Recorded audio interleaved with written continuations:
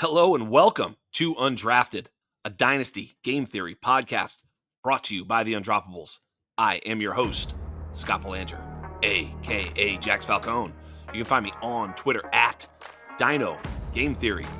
This is episode number 222. Let's roll.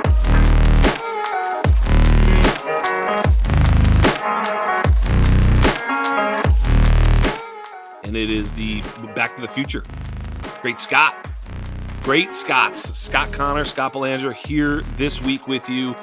Scott Connor, of course, you can find Scott on DD Fantasy, Destination Devi, as I go way back. I can remember when it was not even DD, but DD Fantasy, one of the greatest Dynasty players I've ever run up against. I've been fortunate enough to play against a number of great Dynasty players. We do this show as often as we can, and it's not often enough, but I don't know how many times Scott has been on this show already. I didn't count, but many times, and every single time, I'm always interested to hear where Scott's brain is at when it comes to the Dynasty landscape and what's going on. So we have a little bit of a freewheeling conversation this week that a couple ideas we're going to hit for sure, but without further ado, I bring to you Mr. Scott Connor. What's up, buddy?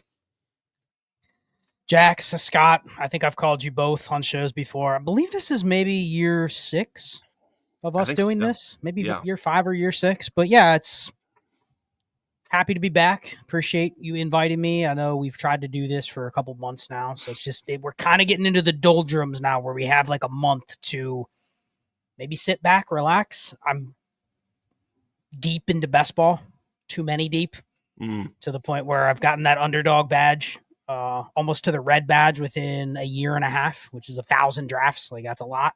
That's a lot. I'm on 3 or 4 different platforms, but no, man, it's been a time evolving in the space. I think one thing hit me maybe a couple weeks ago when we were going back and forth on a random topic that we have both covered on shows many, many times, but I'm just sitting here and I'm like, you ever get to that point in the Dynasty space where you're like, I'm the old man in the room?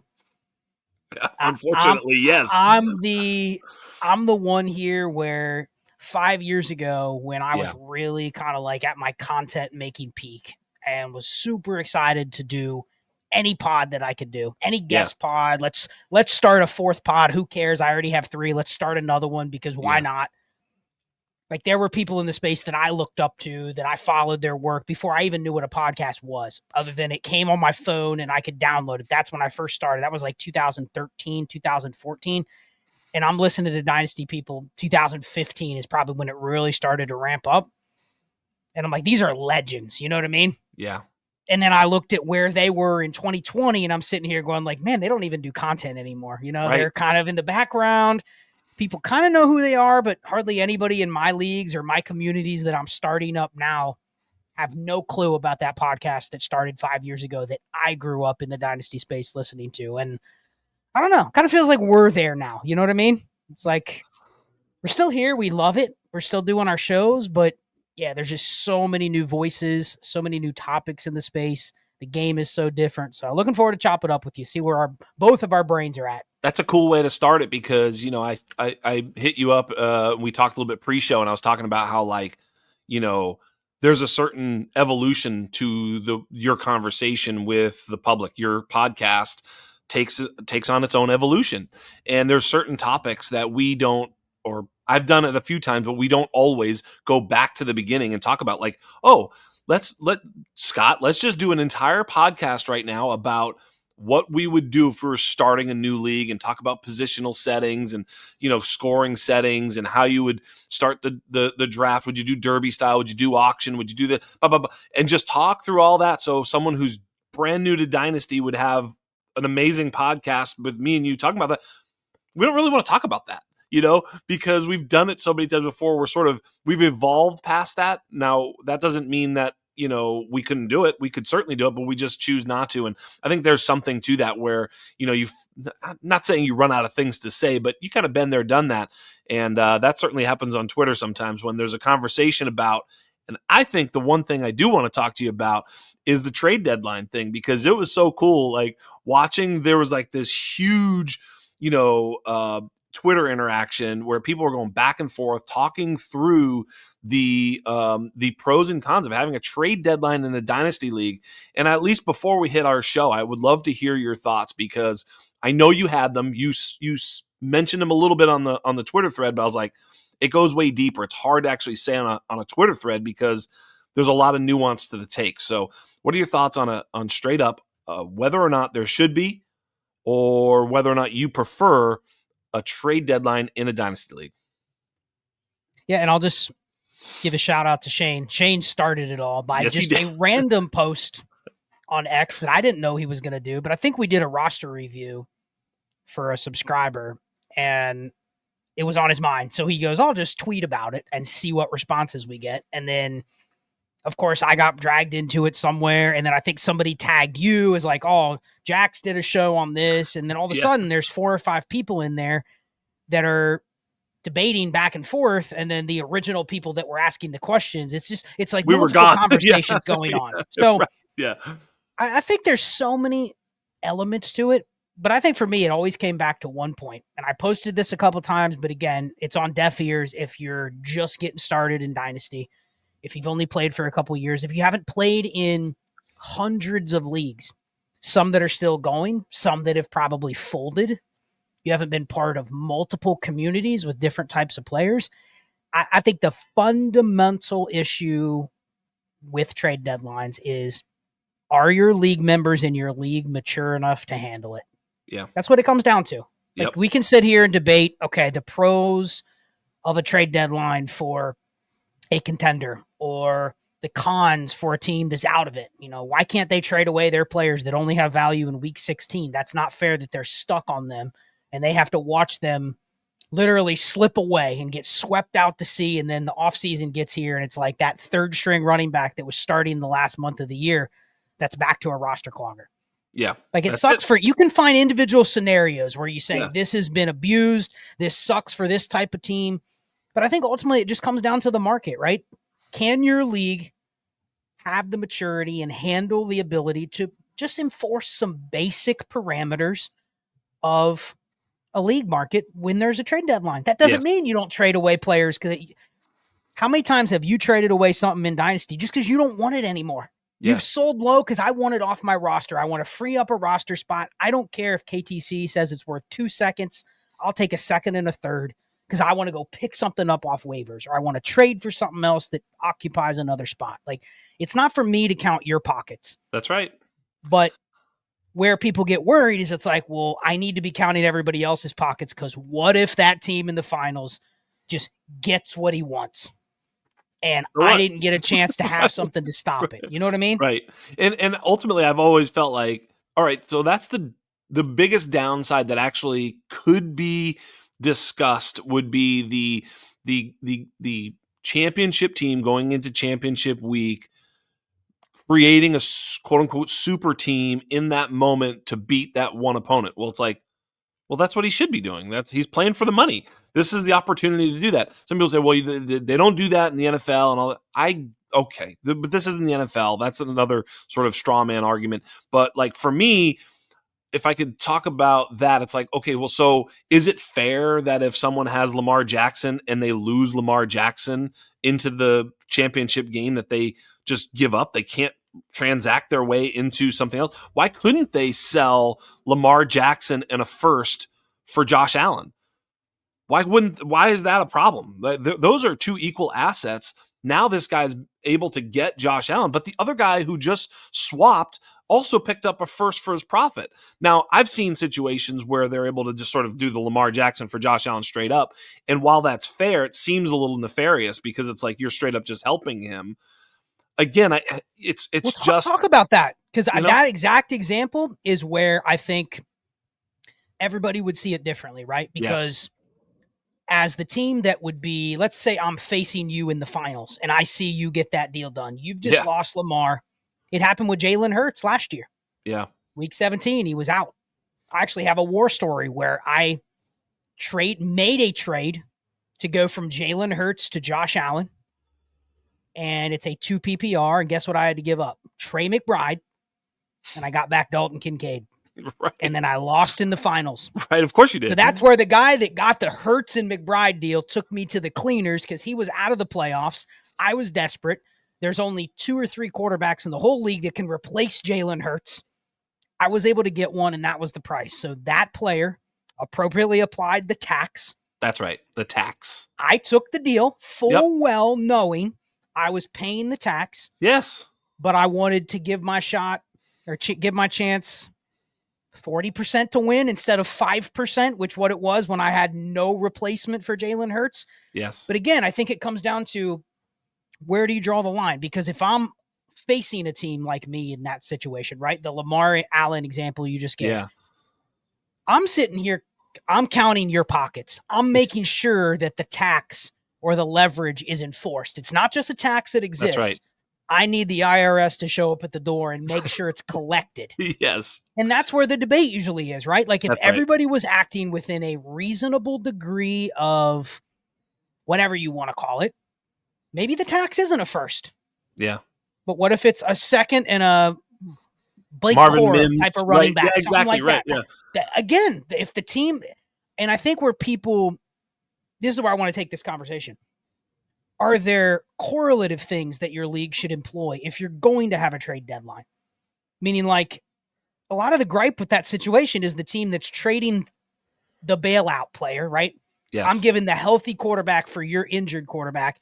They throw their hands up and will go, I don't give a shit. I don't give a shit. You know what I mean? I prefer Lamar.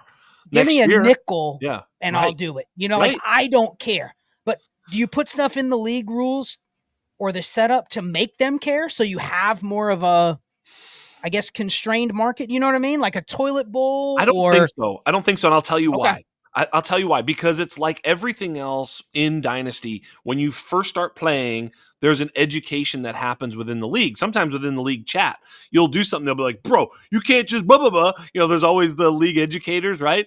And you go, you know, and then there's a little bit of snarky remarks in the league chat. But you do learn something from that interaction. And you say, maybe I'm not supposed to do X, Y, or Z, or whatever whatever the stupid thing is, even from a very remedial start of Dynasty, you know. And this one is maybe a little bit more advanced, but if in that moment it happens and there's a league chat that says, "What? No tax on the transaction?" Then the guy goes, "Wait, I should have charged it." Maybe he didn't know. Here's the thing: as long as it's not collusion, I'm good with it. Now, if these two guys are best buddies. Now there's where it's, you know, see what I'm saying? So this is where the collusion is always a funny part of it, but that could happen before a trade deadline too, by the way. It could be, so this doesn't impact, there is or isn't a trade deadline. This impacts whether or not there is or isn't collusion.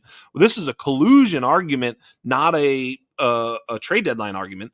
You know, if you trade deadlines don't prevent collusion, right? They prevent collusion after in the playoffs. That's what they. So I know that in leagues that you and I are in, you've seen, you know, me, you've seen Shane, you've seen yourself and many others make trades. You just mentioned one that you made to try and win it, and then you lose. So I've done it. I did it in the Dynasty Game Theory Invitational, lost by a point or whatever. I made a mix and trade or whatever I did. I don't even remember what I did, but I was doing everything I could to make sure I go back to back or whatever it was, and I failed. And so I think as long as there's no collusion, which is generally, I think, somewhat easy to spot, although not entirely, but, you know, it usually comes up in the league chat. But I think the bigger thing is that in the league chat, there's an education so that the next time it happens, the league now is smart enough and is more sophisticated, to your point. It has a better maturity that therefore now everybody's like, well, where's that tax? Oh yeah, I remember they mentioned the tax. That did make some sense. If you're going to make that deal, where's the tax on value? You know what I mean? Yeah, I mean, and I'll be transparent. I am for no trade deadlines, but that also comes from a lot of experience playing in mature leagues where most people kind of understand that, hey, you know, this is something that isn't that common to find, but I probably have to adjust the way that I do some things. So I'll let you share, you know, kind of where your stance is. I know it's fairly similar to mine, but I look at this like, if you're not going to have a trade deadline, I think it is a mature thing to not have a trade deadline. It's like removing the bumpers in bowling. You know, Right. it's removing a constraint that forces certain behaviors. But it's no different than, my wife drives an old car, got a lot of miles on it. She knows at any day she could have to get a new car. You know what I mean? Yeah. So she has to prepare that even though she doesn't need it today, you have to prepare that that's going to happen at some point. So maybe you got to put a little extra money aside to make sure that you can get the down payment on the next car because you know you're going to need to do it. I think the other thing is, and I've had some experience and success with no trade deadline leagues, is simply, it's not even educating the players that you're playing with, but sometimes just having good relationships and good faith trade partners in there. Yep. I don't need to come to you and go, hey, bro, my team's really in a tough spot this week. Can you send me that sweetheart deal? Right. It's more of, I send you a third for a spot start quarterback because I need one. You know immediately whether you're going to do it, but you look at it like, okay, is this worth it for me?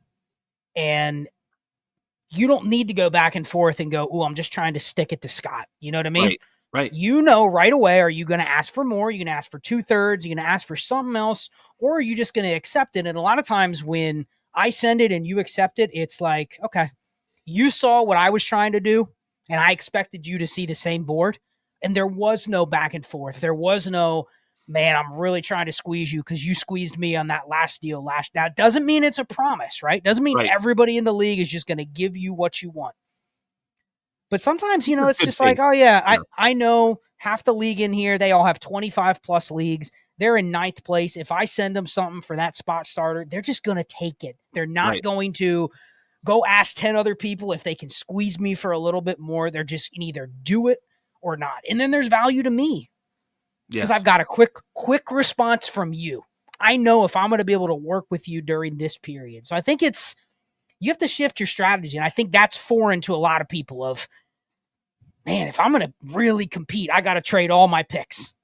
Well, no, if you're doing that in a non-trade deadline league and one guy has all his picks, wait for them, just wait for that one moment and they're going to blast you. I don't know if you play I play in a bunch of leagues with 2 or 3 copies.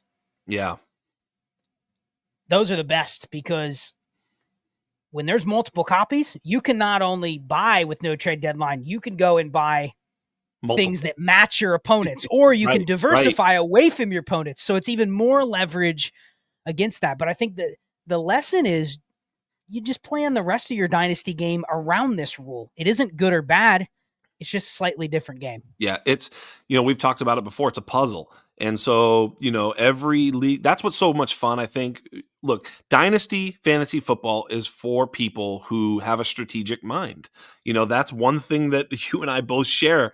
If we were doing it, if we were hanging out by a campfire, we'd probably find a game that we could play so that we could match wits there. We don't need, this is just a vehicle for us to do that. And I think that's where, whenever you add complexity and new rules, I get excited. The other part of that for me I am absolutely 100% pro no trade deadline. I want to be able to trade everything all the time. At first, I will be honest, I wasn't sure when I first started Dynasty, and maybe you're speaking to the maturity, because my first Dynasty league had a trade deadline because I wasn't exactly sure how it would be impacted. I didn't know. I'd never played Dynasty before. So of course the first league, I'm going to keep it more like a redraft league. But what you come to find is that I think it inversely hurts the rebuilding teams more so than it does the playoff teams, because the rebuilding teams are the teams that have a guy like Drew Lock on the roster toward the end of last year, who there was nothing they could get for. There's no possible way to sell Drew Lock for anything whatsoever. No play. There's nothing.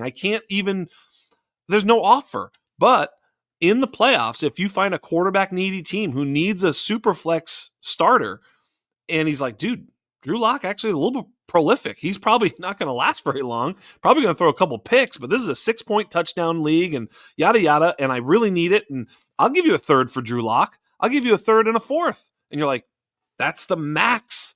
Look, I just got draft capital for something that was of no use to me and will no longer be of use to me.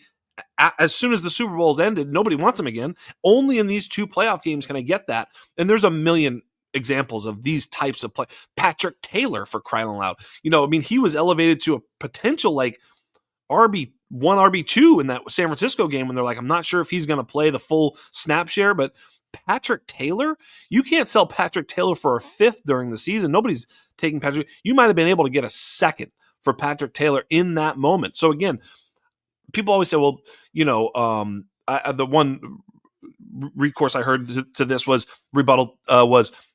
rebuilding teams don't have win now pieces on their roster. Patrick Taylor and Drew Lock aren't win now pieces. They are, like as you point out, spot start players that you can get leverage on only in the most specific situations, and that's generally in the playoffs when the money's on the line.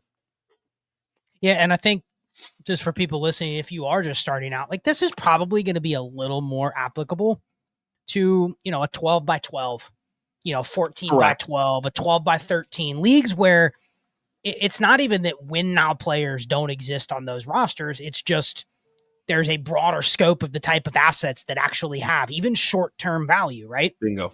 I mean, I don't know if you've done it, but I've had a couple teams. Some of the funnest teams I've had to manage are the teams where I zig when there's 9 or 10 good teams and it's an active league where it's a start 13 or something like that. Every week during the season, now most people, when their team is that bad and they've already traded for 4 future firsts and that kind of stuff, they check out. I valued every roster spot on that roster more than almost any other team I had. I'm the one hoarding 12 backup quarterbacks waiting for one Drew Lock. Right. I'm rostering. All I'm doing, Right. I'm not even looking at, someone drops like a Javon Baker. I don't want him. He probably sucks. I want every backup quarterback, every running back. I want something that all these teams may value the rest of the season. And if you do that right, some leagues, I play in a lot of best ball dynasty leagues too. There you go. Right. Some of those leagues, like you can end up, hey, wow, all I did was take a bunch of waiver wire trash and I left with an extra second, 3 extra thirds, and a fourth. And it was for nothing. They just were created for free by me maximizing every roster spot. And then proactively when, especially in best ball, when a quarterback goes down, like people don't want to roster backup quarterbacks because they're zeros until they're not. Right. Okay, well, the best thing you can do as the bad team is roster all that stuff. And it's the same with lineup leagues. They're just slightly different roster construction and position. But like, you need to be grinding on your bad teams, which means inevitably you're going to have a couple win now pieces. It just may not be the elite players in the league, but it's something useful.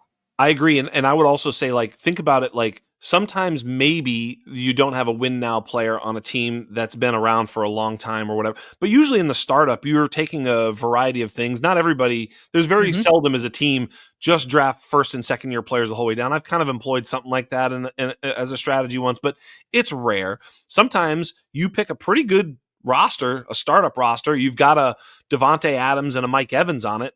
And it's like, wow, this team is going to be dope. And then somehow it isn't. It fucking happens all the time. Like, we've roster baited to teams before where you're like, this is going to be a champion. And it doesn't even make the playoffs.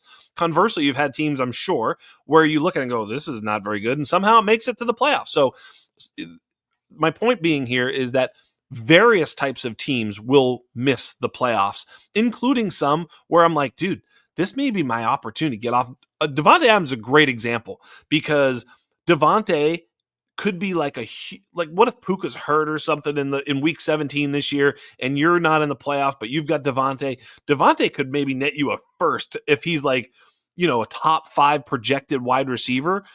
But in the offseason, he goes back to just being a 33-year-old wide receiver, that you're not going to necessarily overpay for in the offseason. But in that moment when he provides extreme leverage to a win now team in a championship game for all the money, you might think about paying a late first for him. Absolutely. I mean, Cooper Kupp, week 1 last year, the 20 targets, and then Puka's going to be out for 6 to 8 weeks. And then Mike Evans, when he came back after Godwin was out, like those players, you would go, there's no way they're ever worth that. Right. But they're in that window where, and not every team that Mike Evans was on last year was, win now. You know what I mean? He was stuck on a lot of teams where you're like, oh, well, that team could finish in the top 3, but then it ends up being, and I think I want to ask you this because I think this is one of the rebuttals that I also saw in that thread. Then we can move on. Yeah. people really don't like the thought of the teams in the semifinals getting knocked out. And then all of a sudden you have, 4 of the top 12 players available to everybody. Yeah. Like I get it. The 9th place team that was just sitting on that random Terry McLaurin, he can trade him away to one of the contenders. I think the biggest fear when you tell people trade deadline, the nightmare that goes through their head is, dude, I'm the 3 seed and I just upset that 1 seed. And all of a sudden he goes to my opponent because he's pissed off that I beat him in the semis. His super team I just knocked out. And he trades the 3 best players to my opponent in the finals. And I see where they're coming from, but again, it goes back to the like. You're in a lot of leagues. Have you ever seen that?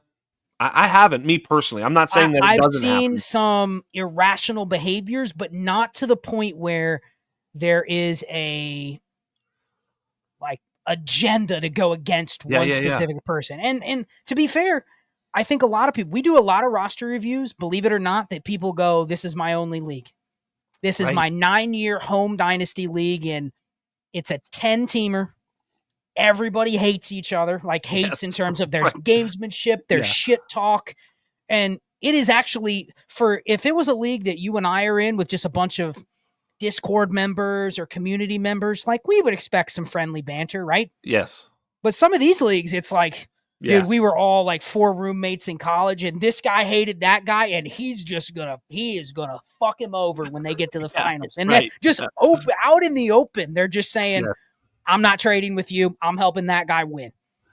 That does go back to our maturity point, your maturity point, which is that may not be the right league for this, Well, and that's where I think there's people that are coming at us with, maybe that's not their specific league, but they're in some leagues where that has been their fantasy experience. Yeah. And so they're like, man, I'm in some leagues where people absolutely would, collude to not let the shit talker win the title. You know what I mean? Yeah. And I guess me and you are not going to act that way almost regardless. So it's hard for me to put myself in their shoes, but I can see that argument. But aside from that, not a good argument against it. It's funny because so each round, the price goes up oftentimes, right? And meaning the price of that. So if in the first round, it's I don't even know if I'm going to get out of this. I'm not going to pay too much for Devontae here because if I don't get out of here, then I just lost my first and I didn't even make it to the money. What the hell am I doing? And then so forth and so on. And then when it's high leverage, and sometimes the finals, depending on your league, I manage a league where first place gets the entire pot. It's a big stake. It's $250 buy-in. First place champion gets everything, unless you make a deal with the runner-up. So there's no second place, no third place, no best points. It's just all the money goes to the champ. But in the finals, they can make a deal. And so, of course, there's always a deal. But it's kind of fun where the guy could say, no, I'm a juggernaut. I'm playing for the entire purse. If I lose, I get 0. That is a play that they can. That's what's going to happen if there's no deal. So long story short is that changes the mentality of the money. I mean, that guy could be like, yeah, we're not no deal, and then make some trade. You know what I mean? So when there's more leverage on the money, then the higher the stakes of the league and the more money that's at stake at each level of the playoffs, the higher the value of whatever piece you're selling becomes. Yeah, and I think this goes back to, what are you here for? I'm here to challenge my brain. Yep. I've been in some leagues where, guess what? The market softens when the finals get there because there's way more sellers than there is buyers, right? Sometimes the sweet spot for the no trade deadline activity is week 15 and week 16 because you have 4 buyers. The difference is 600 to 400 for the league winner. So it's I don't give a shit. But those are things that unless you enjoy going into a league and going, okay, this isn't too crazy, but there's a couple nuances here that I need to really think through. Not just what am I going to do, but how is everybody else going to behave? And is the market going to be accurately reflecting of that? And maybe it is, maybe it isn't. But those are the things that I play this game for, is to figure out those things on the fly when they're happening. And there's times where I've wanted to educate my league mates hey, dude, both these teams in the finals only need 1 starter. Right. And 4 teams that just put their spot start player on the trade block. You don't have the leverage here to ask for a second. It's a third because I need to get something, but it's not going to be a second because I'll go after the other 3 similar assets that are out there. So, I mean, like, it's not for me to tell the league how to behave to that, but it is for me to, through my behaviors, to go, here's how I think it is. Jax, if you think it's the same, we probably get a deal done. If not, Right. let things fall where they may. That's exactly right.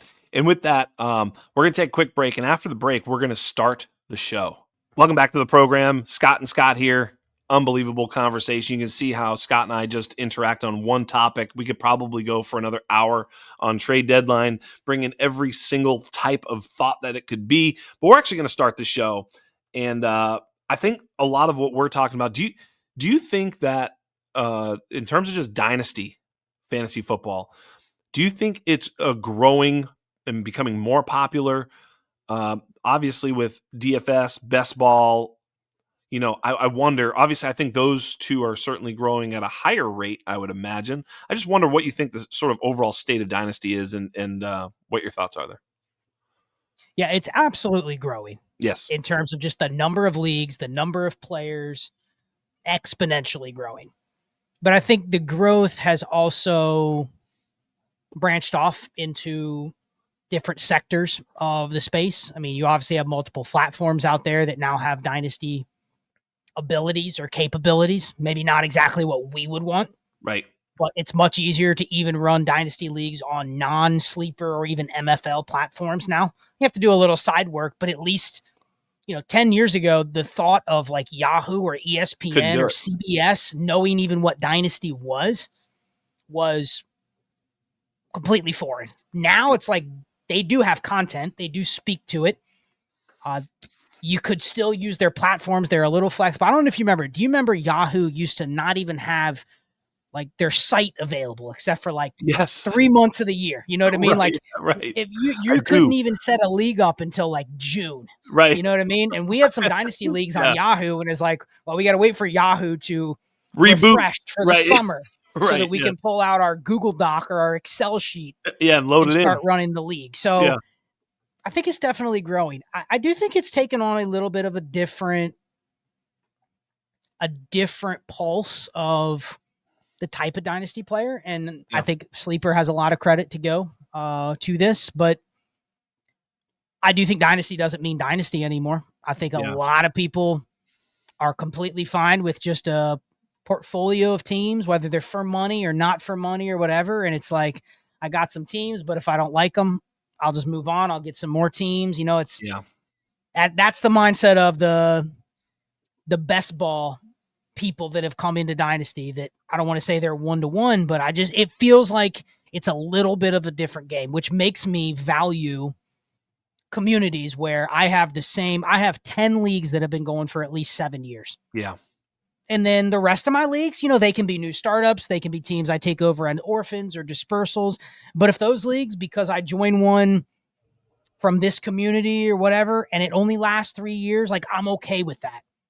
But that's what I've come to expect in the space. And maybe things are a little bit different for your experience, but I just feel like it isn't truly a dynasty, which the market has started to reflect that too, 100%. So it eats itself in a way. Yeah, I think I've behaved differently knowing what you just said is true, meaning when I get into a dynasty league now, I'm very careful sometimes. I mean, I suppose a couple of times I'm not that careful, but I'm generally pretty careful about when I'm going to join a league or not. And because I don't want it to be over in a year or two or something like that. I do value there's a couple other things I'll mention too, but one, I do value the sort of long term. I just talked about it. It's like, it's franchise mode on Madden. You don't want to quit after 2 years. You want to build it all up. And, the whole idea is to sort of, get as much value as you possibly can so that your team is just simply, you talk about Dynasty Daddy, right? I love to go on Dynasty Daddy, look at my teams with I don't forget what they call league, ratings or rankings or whatever. I love to just see my team with more value than everybody else. Even if I'm not, sometimes I'll look at it and be like, they're a little bit fucked up. That may be true, but I don't think I'm the best team. But even though I still like seeing that, because that does mean I'm valuing at least the right things in terms of what's valuable. That's all fun stuff to me. Even so, but I also think the experience is fun too. Like, in other words, I don't like to be in leagues with shitheads or douchebags or whatever. I'd like to be in leagues where I do enjoy the camaraderie of the people in the league. There's sometimes some really douchey, dynasty players who are preachy or belittling to, other people. And it's like, I get it. There's a little bit of trash talking that happens, and I'll trash talk with the best of them, but it's usually tongue in cheek, meaning, I'm going after you because I like you, not because I don't know you and I'm going to belittle you because you made a stupid move. I'm generally not going to do that. That seems weird. I don't even know who you are. I'm just going to like trash you. But I can live with it, but it's not my preference. I'd rather play with people who are super highly competitive like you. Like, you're going to try and kill me every time. I'm never thinking, oh, Scott's going to ease up. Never crosses my mind. You're going to be an absolute lethal killer, but we're going to be like chummy. We'll be like, yeah, I respect them. You're a nice person. I'm going to, it never goes into personal, attacks. So for me, sometimes there's so much of the community in a dynasty league that matters that and you don't know sometimes. Maybe you're going to join a league and these guys are awesome. I didn't know them. They're really great guys. You get to meet new friends. And sometimes you get in there, you're like, this is the douchiest situation I've ever been in. I need to get the hell out of here. So, that's also part of it. And, but I don't really see my leagues ever really disperse because also we're lucky enough, you and I, people like us who know enough people who would love to be in leagues with us, that it's easy to sort of get some people into leagues, especially even people that and know that they're good people. So that's a blessing, and I'm grateful for that. Well, let me ask you this, because this will lead into our roster construction discussion a little bit. Let's go. Over the last couple of years, have you noticed yourself, because I've put together for years, I've had very much go-to strategies that I use, and it helps me run 50 plus leagues. It helps me manage all the other stuff that I'm doing. I don't have time to necessarily dedicate specific amounts of 2 hours to this league today and grind out a bunch of trades and whatever. But I've created a flow that works good. You know what I mean? It allows me to manage the teams to the degree that I want to. But a lot of my strategies have been catered towards that type of player. But over the last couple of years, have you at all found yourself looking at, maybe you're at this breaking point where, man, I don't know if I want to push this pick in, or I don't know if I want to make this move, because it's not just one move. It has a ripple effect on the rest of the behaviors that I'm going to have to make the rest of this season or next season or whatever. Yes. Before you've made one of those moves, have you ever sat there and kind of just thought about the league economy and who was in it and how it runs? And, some leagues, I already can just tell this wouldn't be a super fun league to try to rebuild in. Right. Yes. Because it's not active. People don't engage. Doesn't mean it's not fun. It doesn't mean it doesn't have a good league that people are going to be there. But this just isn't the one where I can get what I want to get done in the time that I'm willing to put into it at the rate that I want it to get done. And so I maybe lean towards a more conservative strategy in that type of league. But have you found yourself considering all those other outside things before you do something in a league? Like, who's in the league? Who runs it? What's most likely going to happen if this happens? If there's 2 or 3 orphans and there's a dispersal, I know the league's going to have you thought about some of those external things before you do something in a league that has nothing to do with the players, the trade, the value, none of that? Yes, for sure. For sure. I will say too, in general, if I'm ever going to leave a league, for the most part, I will fill it, or at least say, hey, do you want me to fill it, or do you guys want to just figure this shit out if I'm leaving? Pay ahead and I'll refer you to people. Like, leave it classy, but there is a way to do it. That's a whole other topic. It is. But so I, knowing that I have a pretty, solid exit strategy, which I never seem to use because I'm a glutton for dynasty leagues. But so I'll even torture myself in leagues I don't love everybody in it. I'm just staying in it because I can't quit. Too competitive. But yes, I was in a recent league where I wanted to leave after like the first pick. There was a lot of like trash talking in a way. I was like, this league is, and then I'm at the 108 or whatever it was, and I trade the 108 in a startup for 3 firsts, 2 26s and a 27. And I've never really done that before in my life. I've never, because there's seldom the opportunity to ever do that, number one, because usually the person who's getting first by the time you're at 108, maybe nobody even has that, let alone the person who has that wanting to give them up for that pick. It didn't make any sense. So I was like, very, very strange. And I was like, okay, this is going to be new for me. I kind of want to try it, but I also, so yeah, I was literally thinking about all the other situations. Like, I don't know some of these guys. It seemed a little bit chaotic at first. I'm not sure if I want to stay. Like, okay, let me make a decision here about a lot of things, not just that transaction, which I guess, if it's Brock Bowers for 3 first-round picks, it's like, that's fine. It's the value is fine either way. It's probably good value. It set my team up in a way that was A, not my plan, B, I had to think about everything else involved. So yeah, absolutely. It happens all the time. Yeah, I think it just goes back to a lot of these outside factors, including time. Yeah. People bring it up in our Discord all the time. The average Dynasty League now only lasts like 2.2 years, and we think, oh, not my league. Right. And I do agree, when you have a strong community, I know I commish like 17 leagues.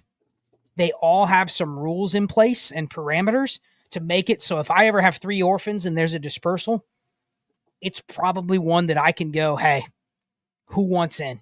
And maybe I have to discount one of the buy-ins a little bit, but there's going to be people that go, I'm willing to join. I'm in. Yep. And I'm in. all of a sudden, the league you thought was going to be dead has 5 more years on it because you have a couple new people in. It totally changes the league economy, and boom, it's right back to where it was. And I think the commish, can do things along the way to set a league up for success, even if people leave, even if somebody bolts with not paying a buy-in or something like that. Like, you can set it up to where there's some governors on the rules. Now, leagues I don't know, which, there's people that come and go in communities. There's commissions that start up leagues and they seem gung-ho, and then 2 years later, they're not even playing Dynasty anymore. I understand that happens. But speaking from a macro perspective, I've leaned more because of this topic towards trying to hone in a little bit more on just efficiency with running my teams. Like, I don't want to stray way too far away from the roster construction I want or the plan that I want. Maybe within 1 or 2 moves, a month or 2, I could get where I wanted to if I was aggressive enough, but I don't like to go so far off the beaten path. Yeah. That it becomes diminishing returns. Is it worth my time if I know this league is starting to be one that's fledgling and I'm not sure what's going to happen with it? So I've prioritized efficiency, quick decisions, which has allowed me over time, with how much content we do and other stuff going on in life, I can manage 50 teams because they run themselves. Like, there's times I got to go in and grind, but like, I'll come around to it. But I know this team is 1 or 2 moves from the efficiency I want it to be at. And then we know when the season gets here, the chips fall where they may. And then when the season's over, shit resets and you got to go in and go, okay, this team was hyper efficient in the summer of 2024, and it's a disaster now, draft day 2025, because all this stuff has gone wrong. But other than those cleanup periods, I value keeping things a little closer to equilibrium than maybe I did in the past. Yeah, that makes sense. And we're going to go to roster construction, but I think there was something that we both touched on that would tell people to be involved in our communities, whether it be the Undroppables Discord or the DD Discord, obviously, which is a huge Discord with a ton of people in the community. And the value of being in those communities is more than just, first of all, you get some dope advice from some really awesome people, but you also create some online friends. Those online friends can help fill leagues when you do have dynasty leagues and people want to threaten to leave and all the rest of it. And it's hard. Like, if you're in your hometown, you're like, dude, I barely know enough people to fill a dynasty league in the first place. And I'm asking some guy at work and he kind of knows football, but maybe, and then I'm going to put him in, he's going to fuck up the team and yada, yada. And so it's true, right? So having a little bit of a go-to with a few different people that creating a little bit of a friendship around dynasty, not crazy. You don't have to spend a ton of time, but getting in those streets is makes you a better player too. To the roster construction point, one other thing. I also pay a year in advance. I've gone to all the leagues I commission. You pay for the year we're doing. You're paying for next year, or you're not in the league. I don't care what the buy-in is. $500 league. That's what it is. $1,000. I know it's a lot of money. You don't want to play? Don't fucking play. I don't know what to tell you. This one's expensive. You have to come up with 2 years buy-in, and then next year just one. The future year. So you're always a year ahead. It really gets everybody. And then you don't have to worry about collecting. If someone pays a future trade asset, they have to go 2 years into future trade asset. And we do first round and second round picks only for future. Then you pay the entire league again. So you owe whatever. Anyway, those 2 rules that you just implement, and it's rock solid. Do not deviate. Those 2 rules will save so many dynasty leagues because, first of all, the guys who aren't playing will just not play. You can touch on that if you care to, but I just thought I'd mention it because it's a huge advantage. But roster construction, I am going to tip a cap to you, Scott Connor, who, when we've had this conversation in the past, you've changed the way I play. I love learning. That's why I would do this show. I learned so much doing this show. I learned it from you. I love it. The idea of when you look at your starting wide receivers, starting flex, that's the amount of wide receivers I want, and maybe a couple more, but not too much more. And that's the sort of threshold of wide receiver that you want to roster on the team. I love that. It helps me see my teams much better. Generally speaking, again, I know you play in a lot of points per carry leagues, but generally speaking, most people play sort of a standard PPR scoring setting. I like to play half point per first down and half point PPR. But moving that aside, just saying most people play in a PPR league, I want to build around those wide receivers. I want to spend a lot of capital on those wide receivers to anchor my team because of a lot of reasons. But yes, in general, I've learned a lot from you. Just in that one, I'm going to let you kind of take the floor because I do want you to speak to that. I don't want to get too far past that topic, but that's what I do. I go for as young and as talented and as elite a wide receiver room as I can, centered around that concept. Yeah, I mean, I've been trying to find ways to pare it down and make it so that regardless of your format, you can kind of understand this approach. So I call it the 40-40 rule. If you're 40-40 in baseball, right? 40 homers, 40 stolen bases. But look at your league like this. Ideally, and this is for people that are starting up a new league, I don't care if you play in a start 8, a start 10, a start 12. I've found that over the years, this one basic rule, my starting lineup, so the number of starters, should be approximately 40% of the total roster spots I have available to me. That includes the taxi. So maybe somewhere between 35 and 40% is the sweet spot. But easy math, if you're in a 12-team, 30-man rosters, it should be like start 12. And you can adjust that up or down. Because you've been in leagues where it's a start. We do roster reviews. People will be in a 12-by-9, 35-man bench. Yeah. And then they'll wonder, well, why don't those bottom 10 roster spots matter? All right. They are is just extra storage space for everybody. There's no market down there. No market. You know what I mean? Yeah. So it creates this weird barrier to where, and we used to see this all the time in 1 QB leagues. Shallow 1 QBs, 30-man rosters. Right. Every team rosters 6 quarterbacks. For no reason. Replacement level quarterbacks should cost nothing. Nothing. But it costs something because when I need it, it means you have it. And you won't trade me your QB5 for anything less than a second. Yeah. Even though there creates this market inequity that shouldn't exist that you can prevent by just setting the league up by this. Yeah. So 40% of your roster spots, approximately, that should be how many total roster spots you have, fair, including the taxi. Now, the other thing is you take 40% more on top of the number of starters. So if you're at 11 starters, what's that? 4 more? Ish. Yeah, I see what you mean. Yeah. That is essentially the number of players that will matter on your team in terms of impacting your starting lineup. We think it's way more. It's not. But we don't go into the season and go, well, I'm going to have 17 injuries and this is going to happen and this is going to happen. That is already accounting for just regular attrition that you just kind of expect to happen, right? If it's a start 11, really what's determining whether I win or lose is the health and the performance of about 15 to 16 players on my team. At most. Yep, that's right. Yep. So my roster construction principles come down to, okay, everyone kind of understands what to do with those 15 or 16 players, right? I need a backup. I need a third QB maybe. Maybe I need a second tight end. Maybe I need a couple extra receivers because I know the 5 I'm trying to start every week, there's going to be 1 injury. There's going to be 1 bye week most weeks. So maybe the sweet spot number is 6 or 7, right? But aside from that, remove all those starters. And then people go, well, what do I do with all my bench spots, right? And I used to say, okay, well, don't roster this roster clogger receiver and don't roster too many tight ends. But really, I've pulled back on that. Because, Jax, what I've noticed is when I get in leagues and there's 9 Scott Connors and they all just want backup running backs and backup quarterbacks, the math doesn't math, right?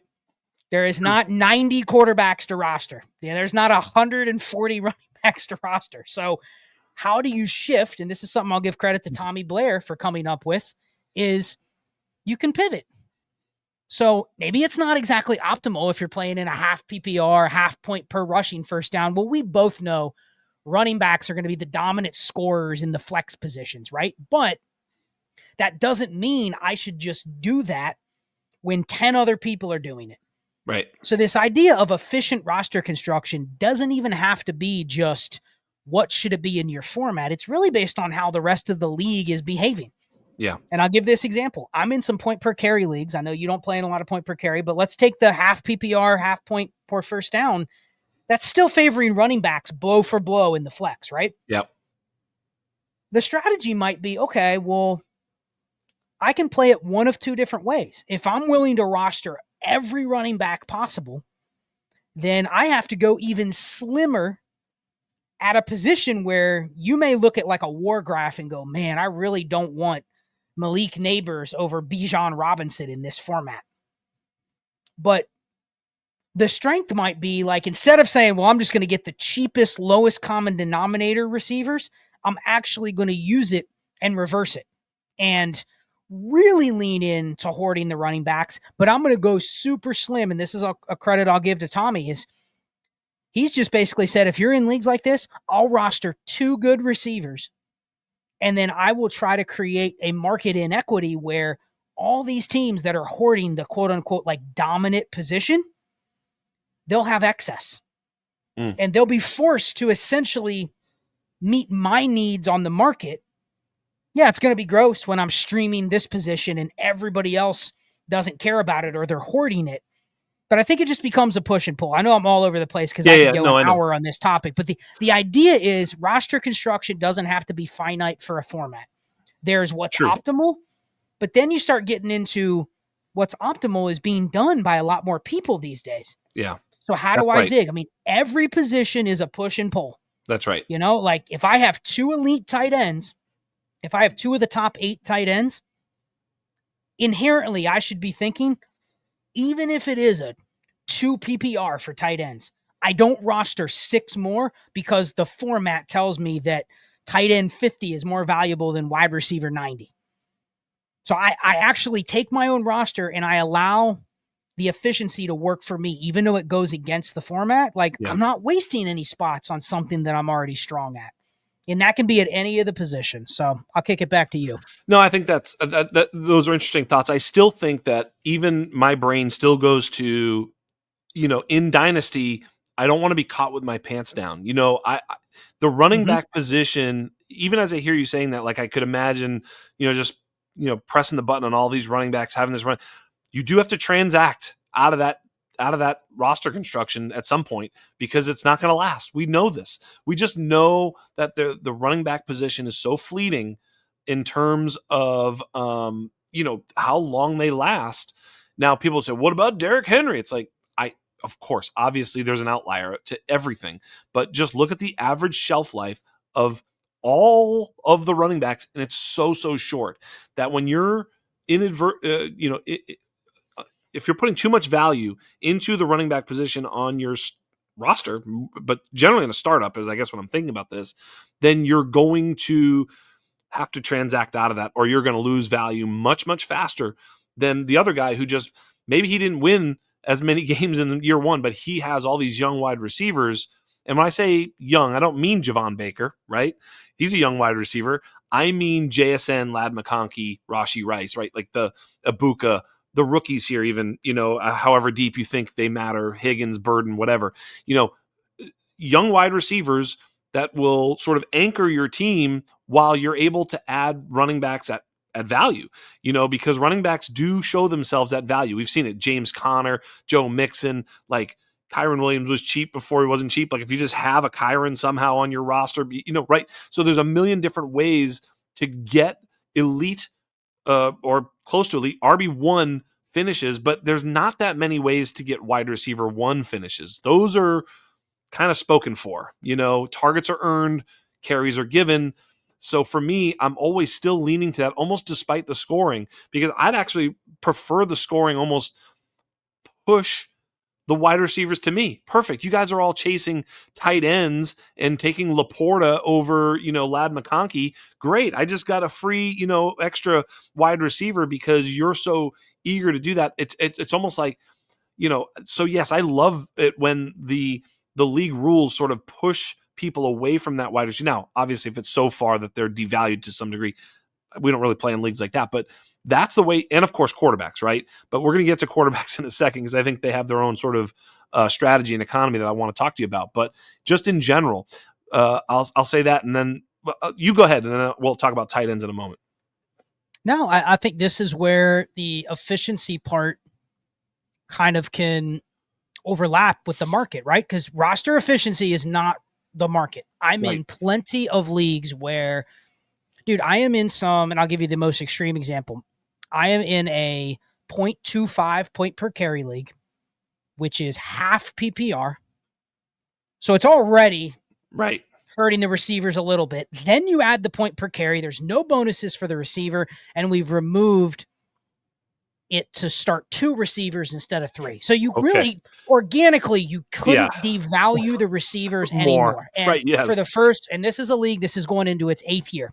You'd have to have a tiered PPR. Tiered PPR would be, is it? Don't tell me. For the first 5 or 6 years of the league, here's how I played it.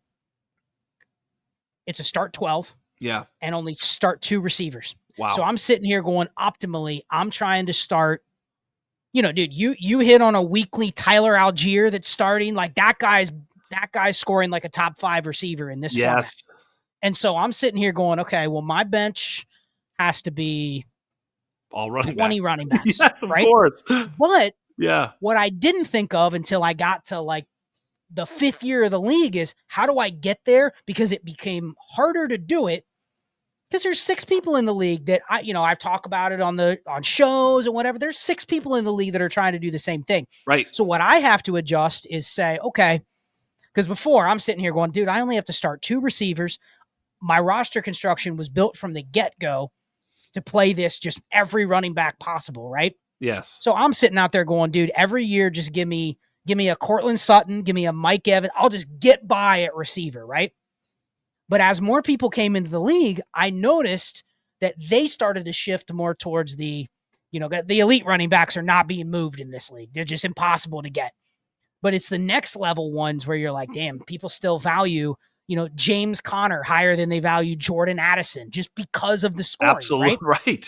So I'm going the other way, going, okay, maybe instead of trying to pare down my receivers because that's what the scoring says, maybe I should pair up my receivers and go, okay, instead of trying to chase what everybody else is doing, I'm going to go try to get myself a Justin Jefferson. And hopefully it's a little cheaper because everyone's playing the format. But the idea is I've now made an even bigger bet because the difference between wide receiver 1 and 6 matters even more here because the number of receivers is less. I'm sitting here going, I can't replace Justin Jefferson 1 for 1, and I can't trade him for Jahmyr Gibbs. So it's like, that's where the market is for him. But if I can just get a guy like that, and then maybe another wide receiver 2, and then another good, like I'm taking myself across the 12-team league. I'm putting myself at the top of the wide receiver tier now. And I don't have to worry about the position. Now there's some fragility there, right? Yeah. But I can lean into fragility when I have so many leagues. Like, okay, yeah, he gets injured in that league. I'm tanked. Big deal.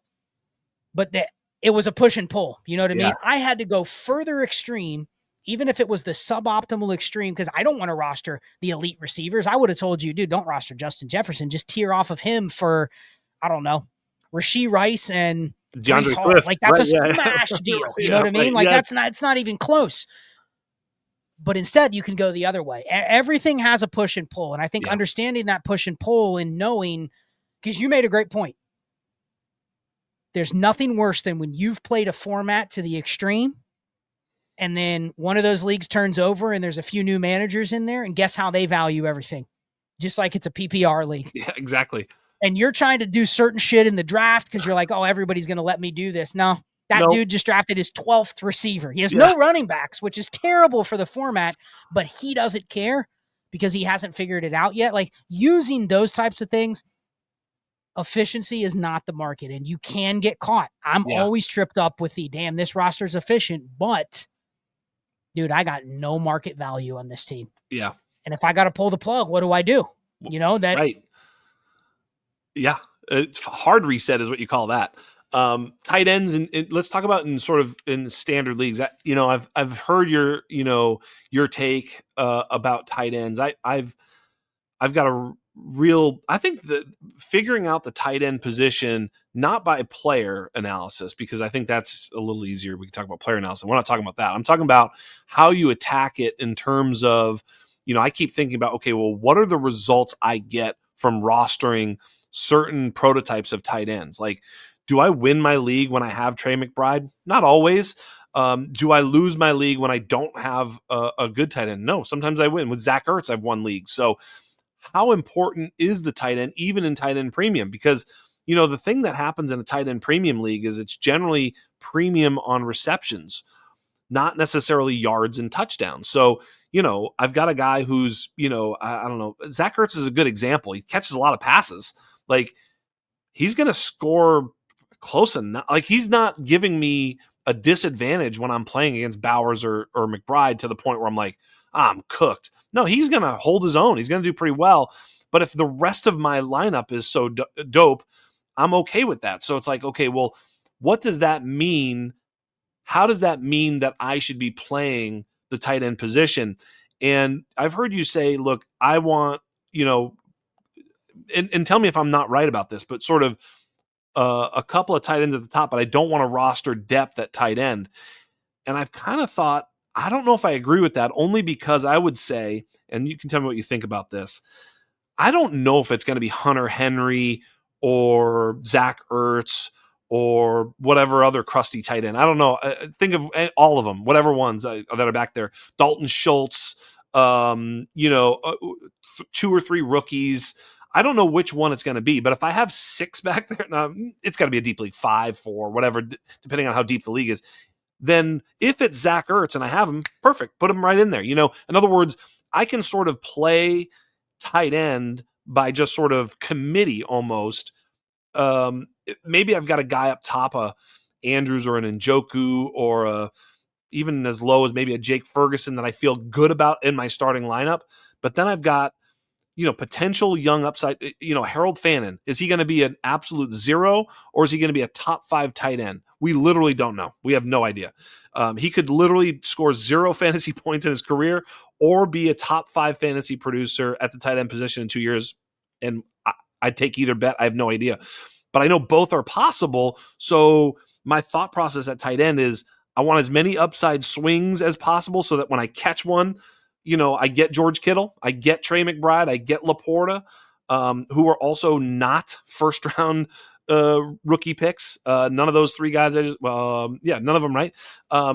So I want to catch them, in the backside of my roster, as well as I want to catch Hunter Henry and Zach Ertz. So I tend to almost roster a few too many. I am quick to let go, though, because I don't want to necessarily clog.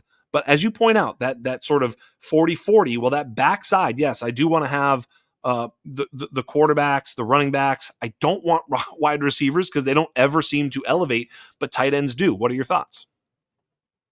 Yeah, I love it. I love the topic. So let me set some basic parameters. Let's just talk 1.5. Okay. Because that's what a lot of people play. I mean, we have some that are different. They're start 2, they're 2 PPR. I'm going to start 2, a little 2 different. point. Yeah. There's people that'll ask me questions like, well, how do you play tight end? One guy on our Discord, he started a bunch of leagues. He's got, they're 2.75 premium. And so you're sitting there going like, dude, just do the basic math.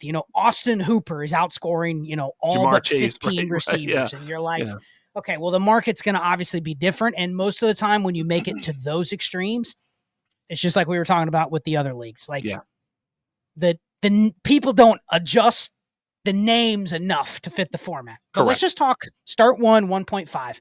And let's just go with the same rules I was talking about before. Like you have a start 11, it's 30 man rosters. Okay. So there's a couple ways to play it. What I don't think we need to hit on is if you have one of the elite ones, you're starting them every week. You can decide how much insurance you want to buy. Do you need to roster 2 extra ones just in case Brock Bowers blows his Achilles? And my take has always been it's like handcuffing. I'm not betting on Brock Bowers blowing his Achilles, so I'm just going to not even bother rostering those 2 extra tight ends. Like, I'm never going to need them. Maybe I carry a backup, but it's like I only need 2. But that is right. That too is part of that top 15 players-ish that I was talking about, right? Not just my starter, but I know I'm probably, let's just say I'm going to need at least a starter when Bowers is on bye. And let's just say conservatively, we assume every player is going to miss at least 1 game. Just to that, maybe that's just a ballpark, but I'm going to need this other tight end for 2 weeks. 2 weeks, yeah.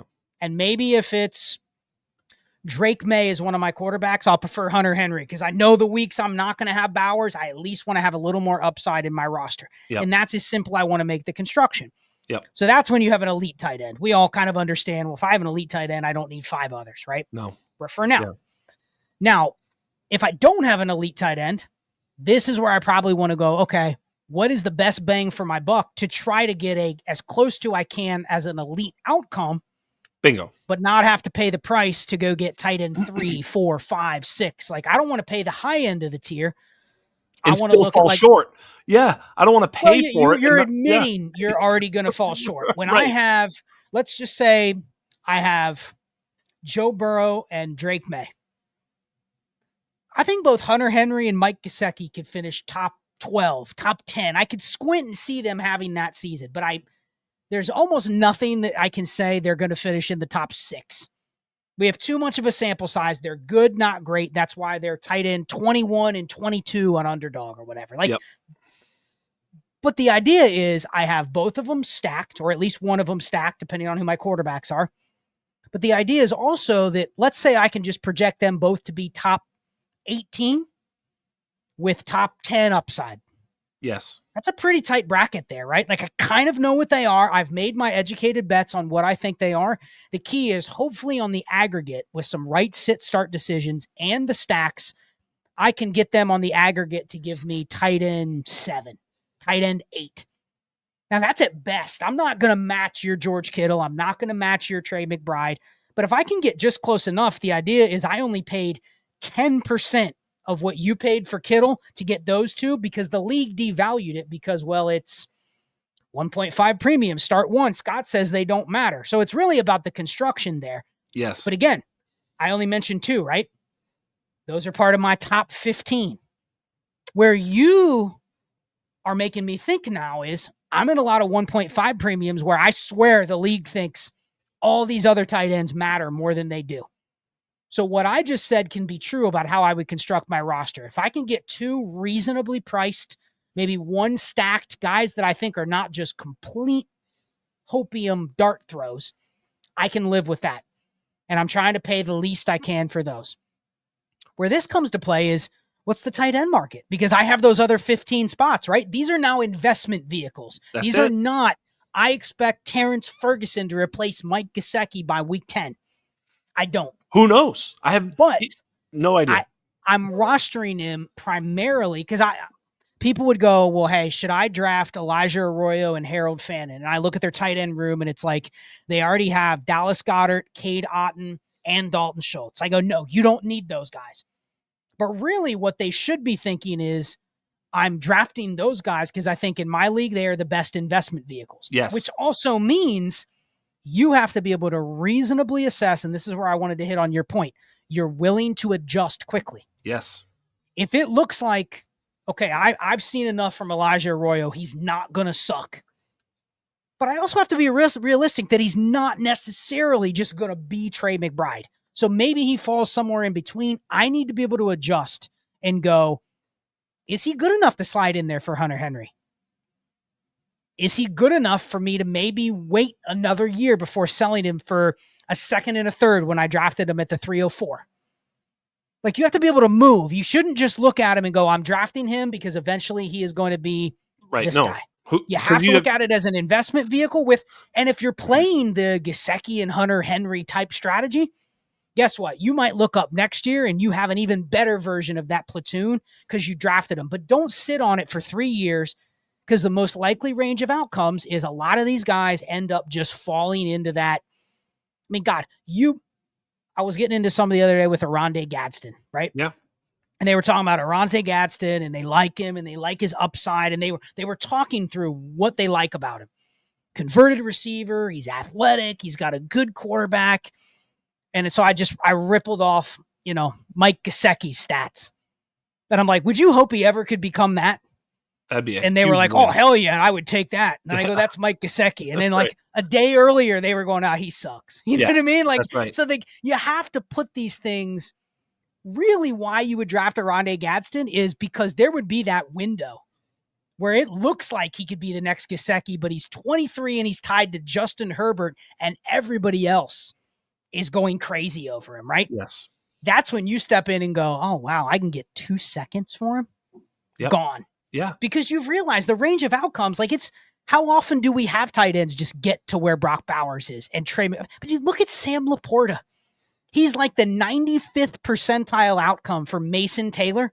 And no one even likes Sam Laporta anymore. Right. He's it's yesterday's crazy news. He's like, sure, if you have him, I guess he's tight end 4, but can you really do anything with Laporta to go get Jamar Chase, Brock Bowers? It's like he's just a throw in. You know what I mean? It's crazy because he's clearly the tight end 3 in Dynasty. And he's good. Yeah, he's good. He's just not probably great. He's good. That's right. He's a good bet to finish between tight end 3 and 10 for the next couple of years. And that's very strong bet to do that. That's but look at where his market is. Right. It's just not sexy anymore. Really, what I think people need to be more cognizant of is where is that sexy window for all of these players you're drafting in the 2nd, 3rd, 4th, picking up off waivers. They're all investment vehicles. Yes. That's where you have to know your league and be willing to act on it and not – name a rookie tight end you really like this year, better than market. Probably Fannin. Okay. Is for me. What is the breaking point for you with Fannin where – and some of this is just complete – you got to galaxy brain it a little bit, right?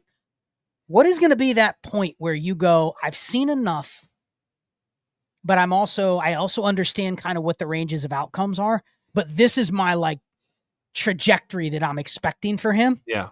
And you're willing to have that dynasty discipline to go, oh, I got him at the 309. I can get a 2nd and a 3rd for him now, or I can get a 2nd and a running back, or I can package him in something to upgrade my QB. Yep. Like, that's how we should be thinking with the majority of players. Even guys, even Luther Burden, Jaden Higgins, like the odds they just ascend to a top 24 receiver is not that high. Not good. So you have to look at all of these players as investment vehicles. And at that point, roster construction's out the window because you have a very short expected life on a lot of these guys. Because that sweet spot of, when do you say that sweet spot is to sell? I'm not sure. I mean, it's within the first couple of years minimum, right? But you're starting to knock on the door a little bit, right? So I think purposely go ahead. When I look at the tight end position, I always think like we sometimes think, oh, he was a tight end 1. It's like a tight end 1. Hunter Henry was a tight end 1 last year. What does a tight end 1 mean? Like tight end 1 is really top 4 or whatever. That's a tight end 1. A tight end 2 is like 5 through 20? I don't know. Like, in other words, there's such a meaty sort of, hit and miss here and there type of thing. Sometimes maybe it's the top 6, like, when there was Kittle, Kelsey, maybe there was a few other, there's been times, I don't know what it is, but you know when you see it, it's like a difference making tight end. Last year there was 2, 3, Kittle, excuse me. And then in Dynasty, if they're young enough, so that's a different animal. To me, it's like Pat Freiermuth or, Hunter Henry or Zach Ertz or even David Njoku or Mark Andrews or what, Andrews was a difference maker for a little while. Is he still? Probably not, so it's like, I guess what I'm getting at is you have to see it that way, where it's like elite producers, guys who you can start. And then, so Fannin to me represents, will he get into even the second group? We don't even know that. You have no. Michael Mayer's currently not in that group. He was the tight end 1 in his class. So people are like, oh, no, he'll get there. He'll get there. It's like, he might not get there. Like that's the thing is 0 is an outcome. Michael Mayer's essentially been a 0. He's a non-startable fantasy asset, period. Like nobody's put Michael Mayer in their lineup. So when you're looking at these things like startable, elite, or still on hopium. And so if you believe that if you can get anywhere close to the elite value, once a guy enters into the second range, then you should probably take it. Even if it's just knocking on the door. In other words, if you can sell, if at some point Fannin has a bunch of really awesome games, and you can sell him plus a little to get to Laporta, you should probably do it. Maybe that will be a bad trade, but at some point, it's like how much do you want at the tight end position? Like Dalton Kincaid, I remember I was told he's going to break out so huge in year 2, and I was like, are you why are we so sure of this? The tight end position doesn't do that. This isn't other positions. And I think that's where people miss the value in the tight end position is, and I've been guilty of it in the past, but I'm smartening up. There's just not as much certainty, both in the rookie draft. I faded both Warren and Loveland. I love Loveland. I think he's going to be great. I'm not paying the price. I'm heavy into, Ferguson, Arroyo, and Fannin. Not because I think they're actually worse bets to succeed than Loveland and Warren easily, but they're closer than round 1 capital to round 3 capital in a rookie draft. They're way closer than that. Well, and really what you just said was that in your mind, you've already kind of penciled in, and people don't want to hear this, but this is exactly what I've been saying all year about Loveland and Warren is they're probably just better bets to get to where we hope they're at the higher end of that second tier. Yeah. Right? Like that. And I actually like Dalton Kincaid now, because if you look at all things considering, who's actually most likely to just be tight end 5 through 12 for the next couple of years? Like Dalton Kincaid's at the very top of the list. He's done nothing to tell me he doesn't belong in the top 8. He just didn't ascend to Rob Gronkowski. And so people have now punished him and go, oh, he's garbage. And it's really like, yeah, but he's still like, probably if he had to project, he's still like tight end 8. Yep. You know what I mean? And now if he has another bad year and then another bad year, you're starting to stack them on top of each other where it's like, okay, maybe this guy can't play. Right. But like, it's interesting how, and I can see it, but like, it's interesting that people love Tyler Warren, but hate Dalton Kincaid. Right. And it's like the only thing you love is that one hasn't started to mold a little bit, but that's it. You know what I mean? You're basically paying a premium and a heavy premium if you drafted Warren in the mid first, but would want to buy Kincaid for a mid second. I'll give you an example. I would say that Loveland's ceiling outcome, like if he became this player, it'd be unbelievable, is Laporta. I'd say that Tyler Warren profiles about as close to TJ Hawkinson as one could. That's fair. People hate TJ Hawkinson. They don't even want to draft him. He's only like, what is he, like 28? Like he's actually in his tight end prime. And people are taking Tyler Warren so far ahead of TJ Hawkinson. I'm not saying they should or shouldn't. I'm just saying they're just drafting him above his ceiling. Same thing with Loveland. They're like drafting him very, very close to Laporta in startups. And it's like, why not just get Laporta? Or, because here's the thing is we've seen so many times, whether it be Kincaid or Pitts or Mayer or OJ Howard or Eric Ebron, or keep going down the list, the tight end 1 over and over and over and over and over again has not been the tight end 1. Even when Mark Andrews was the tight end 1, his own team drafted a player ahead of him, Hayden Hurst, who was not the tight end 1. I don't think he was the tight end 1 in fantasy anyway, but you get the point. It's like almost never does it just run clean at the tight end position. It kind of does a little bit. Like we're pretty good at the wide receivers. Like, there's some misses for sure, but Jamar Chase, he's going to be good. You know what I mean? It's not the same bet. It just isn't even close to the same bet. Well, and it's funny because you just outlined something. I think people, if you told them, hey, a realistic outcome for Tyler Warren is high-end TJ Hawkinson, they would go, okay, I can see that. High-end outcome for Colston Loveland is Sam Laporta. Okay, I can see that. And I think the key is, so then you ask yourself, well, why am I paying this premium price when we've seen those two already play out, go up, and then they landed where they land, and they're not even worth the premium price today? And really why people are doing it is they are drafting before the surge in the market. They want that outcome, right? But they also want to have the asset when there's the surge in the market. What I've found in my experience playing Dynasty is, here's the problem. The person that drafted Tyler Warren, even if you got him at a decent price, say took him at the 111 or something like that, and it looks like he's trending to become the next Hawk. Yeah. A lot of people don't have the discipline to have this conversation and go, well, in 2 years, he's probably just going to kind of settle in this range. And then they don't sell because they've now adjusted and saying, well, actually, he's the next Bowers. And then they go to you and go, hey, you want to pay 2 firsts? No, thank you. And you go, no, he's not the next Bowers. He might be the next Hawkinson. I'm not paying 2 firsts for that. And then guess what? They ride the high. They may probably don't even get the elite production because it's still a projection. And then it starts to taper off. And then you're looking at a year 3, you have Dalton Kincaid, and you go, well, I still have a good tight end, but I missed that window because I adjusted my price higher now. Yes. So I never actually sold. So what a lot of people end up doing is they just end up, how many people drafted Pitts, drafted Kincaid? They still have them because they've rode the up. And now you're sitting there going, well, I kind of think they could just be fine. But really what you drafted and didn't capitalize on is the surge. The illusion. So it's back to that investment vehicle conversation. I have no problem drafting a 4th, 5th, 6th tight end. I have no problem rostering extra tight ends if you can truly look yourself in the eye and say, this is an investment vehicle roster spot. Like, I can still justify holding. I wouldn't be shocked if we look up in 3 years. I have no doubt that Luke Musgrave, Michael Mayer, one of those guys is capable of being a Dalton Schultz, a Jonnu Smith, right? They need to get lucky, land in the right spot with the right quarterback, and they could easily be in the range that we're drafting Hunter Henry, Mike Gesicki. Like, they're talented enough, right? Yep. So if you can tell your story and go, okay, I'm going to roster Luke Schoonmaker because I think he could be the next Dalton Schultz. Yeah. Fine. But understand why he's on your roster. Right. And if you see that outcome starting to happen, realize that, okay, just because Michael Mayer is going to hit free agency and sign somewhere else, he's not the next George Kittle. He's probably just a usable player that wasn't usable before.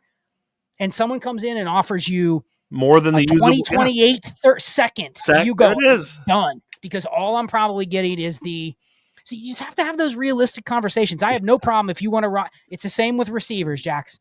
You want to roster Ty Felton because you like him and he was a 3rd round pick. Why are you rostering him? Because I could tell you he becomes peak KJ Osborne. Yep. And you go, well, he's trash. Right. But that's probably a pretty decent outcome for for Ty Felton. Yes. Yep. But when I tell you that, you would go, well, that's not why I'm rostering. I want higher. So really what you're looking for is that 1% spark. But a lot of people, when the spark fires, guess what they don't do? Sell. They won't sell Ty Felton for a second in the preseason because what if he's better than Jordan? They start getting hopium, wide-eyed, like, oh my God. Yep. And I think we've seen that, the fear of missing out on McBride, the fear of missing out on Laporta because they were not 1st-round picks, the fear of missing out on the next Puka, the next Tank Dell. We now behave so poorly with those types that we've lost. Whenever that spark hits, people have lost their dynasty discipline. Yeah, that's what it is with the tight ends in the 1st round. It's fear of missing out. You don't want to pass on Loveland because what if he's awesome? That's why people draft, because, okay, well, what if he is awesome? Then you're basically paying full freight because could you trade the 108 in your rookie draft for Sam Laporta? In some leagues, probably not, Probably. Right? You'd offer, you'd be like, bro, I'll give you the 108 for Sam Laporta. They'd be like, yeah, you can, you know what I mean? I'll take the 108. If you were trying to get into that rookie draft to get Quinshon Judkins, was Laporta getting it done? Right. No. He's not. So you're but as soon as you draft Judkins and 3 months goes by, now it's just Judkins versus Laporta, right? Right.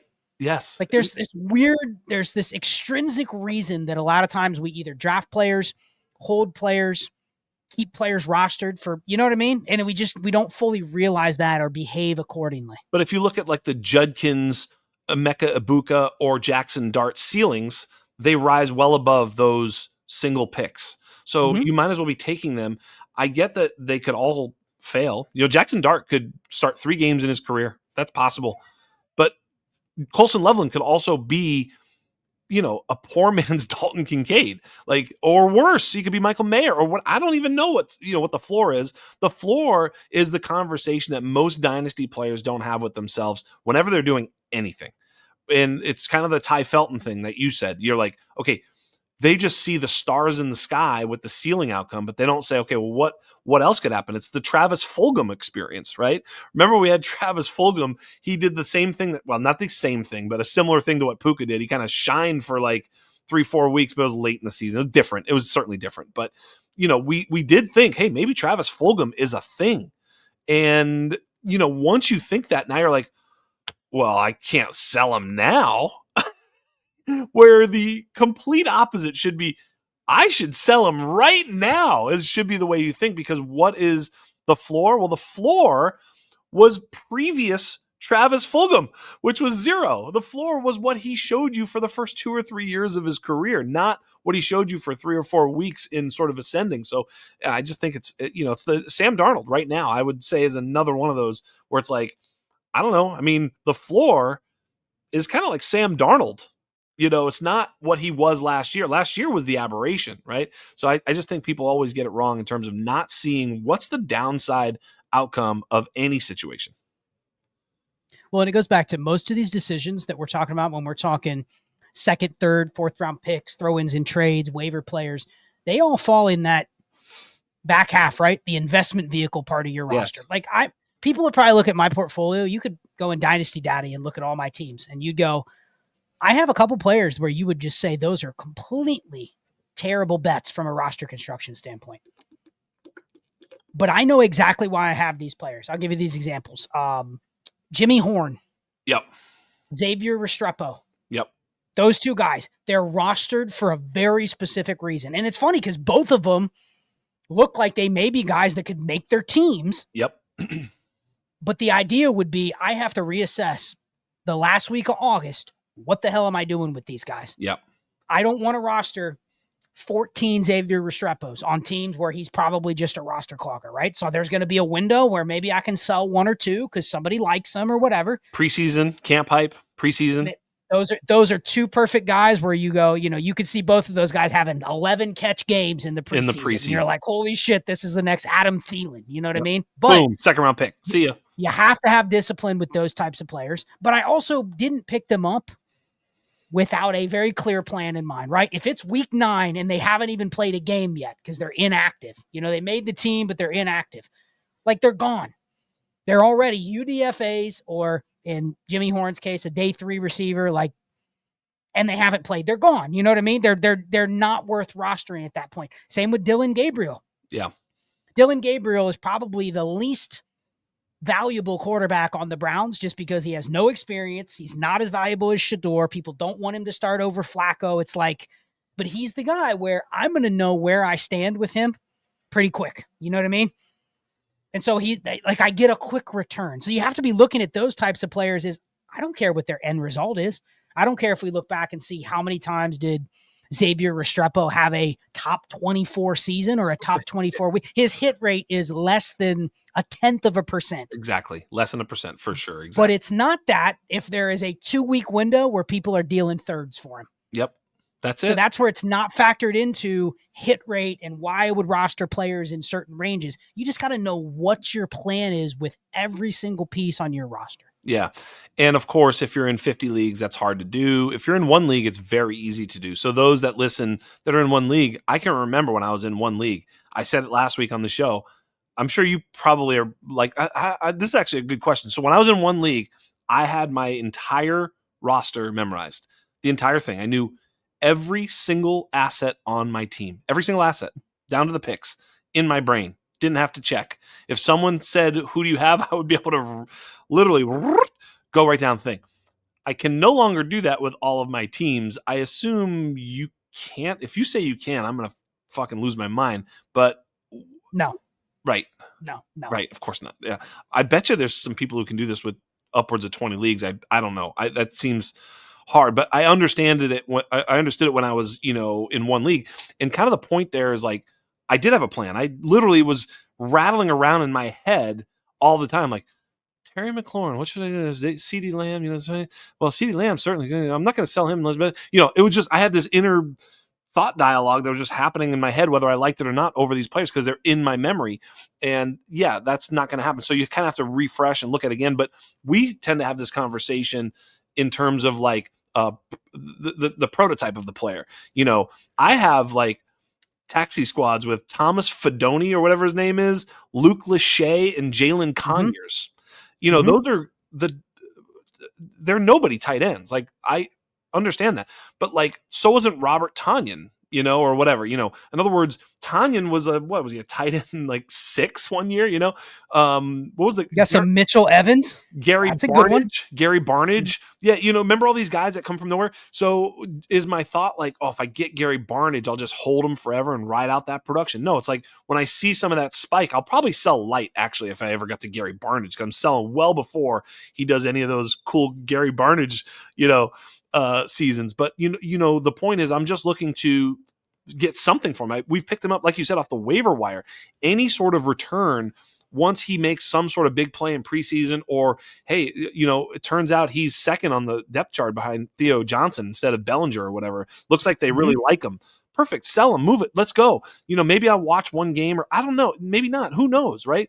He made a big play, a splash play, whatever it is. But yes, those are just, dice rolls. Maybe you can't sell them and you crap out. That happens all the time, and you have to drop. Not every asset, even when they spike, there's not always a market.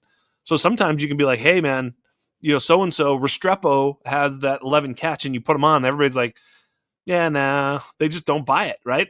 There's only going to be a couple guys in the league that buy it to begin with. Well, let's talk about that, because I think it's a perfect thing to end on. So let's say you're in that circumstance, right, where you have a player like that they have now maybe elevated above what you thought they should be, right? And you're going, okay, I'm going to try to sell. And like, because here's the thing, I'm certainly not buying the Restrepo if somebody puts him on the block. Right, that's my point. So if there's 9 leagues in the league, then that's actually not a league that I can turn that investment vehicle into a profit, because everybody else is sharp. So I think what you've adapted to, and this is where I think the efficiency and understanding your roster construction analysis comes into play, is, okay, yeah, sure, I'm not going to probably hold 10 Xavier Restrepos, but there's probably 1 or 2 teams where if I have him and I see him, okay, he's going to make the team, and then maybe it looks like he's going to be out there in 3 wide receiver sets or whatever it is, like whatever logic I'm using, I then go to my roster and I go, there it is. I know where you're going. Okay, well, I've got Rashad Bateman here as my wide receiver 5. Yep. I might be able to sell him. And now my bet has become, well, can Restrepo replace Bateman on my roster? Yeah. And the gap between those two in that moment is very slim, right? It's like random weekly. There's no difference at that point. We're talking like the difference between tight end 20 and 26. There's no difference. Right. But the market just told me, oh, yeah, I'll give you a third for Bateman. But that Restrepo, there's no way. So you literally can go, okay, I can't sell Restrepo because I'm trying to sell him to everybody else that looks at him as, oh, he's a UDFA. He's never going to be anything. Okay. Maybe in this league, it's already a sunk cost for me. He's already on my roster. You know what I mean? Yeah. Maybe I'll just transform the bet on this roster.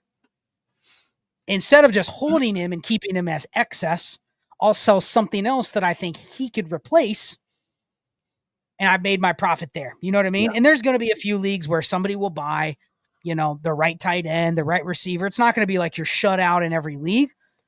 But some leagues, they're going to go, no, I'm not buying that. I'm not buying that until it gets to the next level, where then you start seeing and this is a whole different discussion, where you start seeing the Tank Dell, the Puka. Okay, this guy's actually good. Maybe he just becomes like a Darnell Mooney type. You know what I mean? But I think it's just understanding what's that push and pull. Yeah. I'll tell you this too. So you just talked about the theory of, elevating him on your roster by sort of replacing something else, which I've heard you mention before. It's very brilliant. Sell the thing that's sellable, start the thing that's startable. Makes a lot of sense. Here's another one. let's say you got the Restrepo and Fedoni just got elevated to the second, whatever. So there's like buzz about these players, but nobody's wanting to just like give over one asset for them. Like the third for Fedoni, no. The second for Restrepo, bro, I'm not doing that. I feel like an idiot. I'm not doing that. But I do kind of like him. You know what I mean? If you ask me, I'd be like, I think he's pretty, he might be pretty good, right? He might be Tyler Boyd. I don't know. Right? So you have these sort of thoughts in your head, but you're not willing to pay for it. But I send you Jordan Addison and a third for JSN or Ladd, and you're like, dude, get the hell out of here, right? And I'm like, well, then I throw in Restrepo and Fedoni and another third, and you go, I get the Restrepo and so sometimes you can add them like seasoning to a soup, where all of a sudden it's like, you know what? This does taste pretty good. I think you can sometimes add them in as spare parts to a deal. And you know what I'll a lot of times do? You're gonna love this one. So when I add the so let's say I send that deal, whatever it is, the Addison for JSN, but I've got picks on the Addison side, but it's not enough. I'll look at your roster and pick the worst piece of shit thing that is on there, like literally the worst. Whoever your worst player is, like the one that nobody in the league would ever want ever. And I add them to the trade, and then I put the Fedoni Restrepo on my side. So what just happened is, in your mind, you just sold.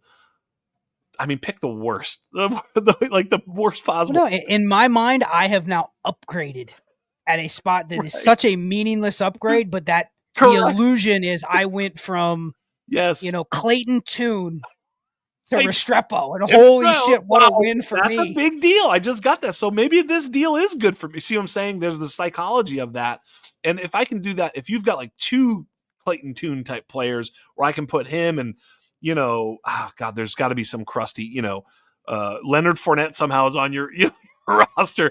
Put him in there, Dalvin Cook, and then I'm going to give you all these, young. I'm going to give you Jimmy Horn too, for sure. You know what I mean? And I'm going to, and it just creates this inequity where you're like, dude, not bad, not a bad deal here. That's the other way to sneak these guys into trades and utilize their value.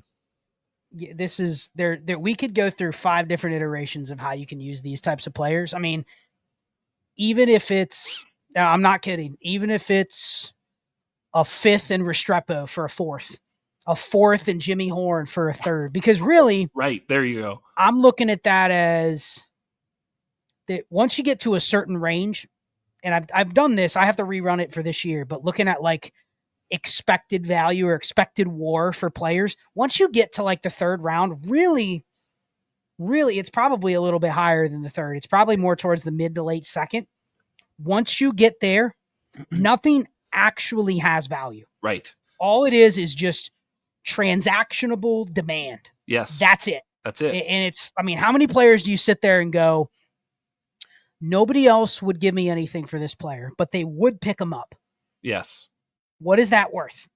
And there's a lot of times, a lot of those guys on waivers that I go, well, God, I see A.J. Dillon sitting there on waivers. He's the same goddamn thing as 3 other running backs I have on my roster. Is there a way I can squeeze anything out of any of these players and go pick that player up? Because really, they're all the same, right? Like they're all worth their commodities. And they're only worth something when somebody has a need for it. But most of the time, they just chill in your closet or they chill in your garage until somebody needs it. And then you go, oh, yeah, I have one of those. I'll sell it to you for 50 cents. Like that's really all the back half of your roster is.